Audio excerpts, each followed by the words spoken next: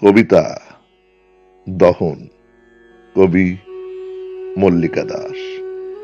দারিদ্র পুড়িয়েছে তাকে দিবানিশি, তবু মেঘের মুখে সূর্যের প্রভা কুমারী চাঁদের মতো নিষ্পাপ। রোজ রোজ পুড়ে পুড়ে তবু অমলিন ছিল তার মন। সেদিন পোড়ালো সবাই যখন, সে এক জ্বলন্ত দহন। এরাই সে কোন যুগে বিষম উল্লাসী, সতীকে করেছে দাহ, আজ মেঘকে পড়ালো সেই উল্লাসী।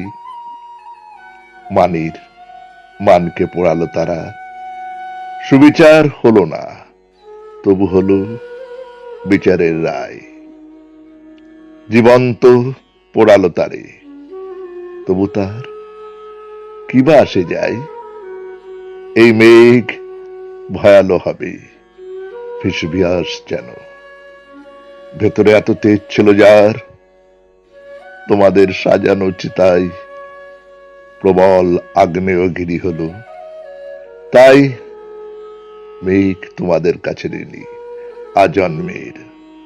তোমরা দিয়েছ দহন, মেঘকে পোড়ালে উল্লাসী, তবু পোড়াতে পারোনি তার মন।